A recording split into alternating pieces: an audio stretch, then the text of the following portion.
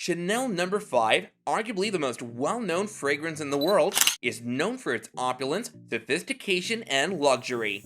Stars like Catherine Deneuve, Nicole Kidman, Marion Cotillard, and even Marilyn Monroe, who famously said in an interview that the perfume was all she wore to bed, have pushed its modest style and distinctive aroma. Keep watching this video to find out more on how Chanel No.5 became the most famous fragrance. Perfumes were associated with respectability. Women traditionally used one of two types of scent up until the early 20th century. Simple, unobtrusive aromas that captured the essence of, say, a single garden flower were favored by respectable women. In contrast, pungent musky smells were connected to the demi-monde, courtesans, and sex workers. Chanel herself was once a kept woman from a humble background who used money from her lovers to fund her business ventures. She desired to create a scent that would appeal to both respectable women and the demi-monde by creating a scent that blended the allure of aromas like jasmine, musk, and flowers that were less understated. This unconventional approach that tied in with the changing feminine flapper spirit of 1920s women proved a marketing hit. Moreover, the perfume's strong percentage of aldehydes allowed the fragrance to linger on the wearer's skin, which was more practical for busy modern women who focused on more than beauty alone. The first perfumes weren't made by fashion firms. Only perfumers produced perfumes prior to the 20th century, whereas fashion businesses produced apparel. Although several designers started producing fragrances in the early 1900s, French couturier Paul Poiret didn't develop a signature perfume until the beginning of 1911. Instead of calling it by his own name, he gave it the name Parfum de Rosine in honor of his daughter.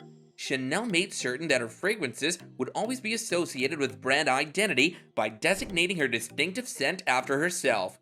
Coco Chanel had a perfumer create the famous concoction. Grand Duke Dmitry Pavlovich Romanov of Russia, who is today most known for being one of Rasputin's killers, was Coco Chanel's lover in 1920. In 1920, he introduced her to Ernest Beau, the official perfumer to the Russian royal family and a French Russian. According to Chanel, the perfume should make the user smell like a woman, not like a rose. Coco Chanel was drawn to the number 5. Chanel had always been attracted to the number 5. She was delivered as a young kid to the convent of Aubazine, which operated a home for abandoned girls. While the Abbey Gardens and the verdant surrounding hillsides were covered in rock roses, the roads that took Chanel to the cathedral for daily prayers were planned out in circular patterns that echoed the number 5. When presented with the small glass vials containing the sample perfumes, Chanel chose number 5. She reportedly told the perfumer Beau, "I show my collections on the 5th of May, the 5th month of the year, so let's leave the number it bears, and this number 5 will bring it good luck." The bottle shape was purposely simple. The perfume bottle was intentionally made to be simpler than the expensive fussy crystal fragrance bottles that were popular at the time. Various sources have asserted that the shape was influenced by a glass medicine vial or a whiskey bottle. The first bottle was created in 1922 and was sold to a few select customers since it featured small, delicate, rounded corners. The bottle was changed during the ensuing decades and a miniature perfume was introduced. However, the now iconic silhouette has largely remained the same and has become a cultural artifact. Andy Warhol celebrated the silhouette's iconic status with his pop art silk-screened as Chanel in the middle of the 1980s. Chanel withdrew herself from the fragrances. In 1924, Chanel and the investors of Parfum Chanel, Pierre and Paul Wertheimer, signed a contract under which they would manufacture and market Chanel cosmetics in their bourgeois plant in exchange for a 70% cut of sales.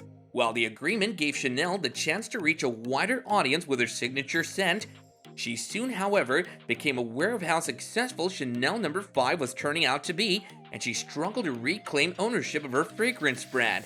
Chanel wrote to German authorities in 1941 to attempt to use the statute to reclaim sole ownership of her fragrance business.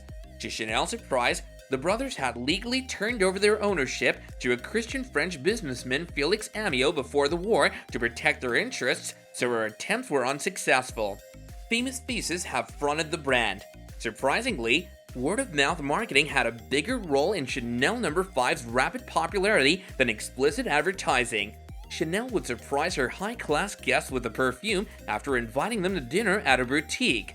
Opening a bottle, according to Chanel's friend Missy Assert, was like winning the jackpot. In the years following, renowned actors like Catherine Deneuve, Nicole Kidman, Marion Cotillard, and even Brad Pitt have fronted the perfume, and legendary filmmakers like Baz Luhrmann and Ridley Scott have produced commercial movies for the enduring fragrance.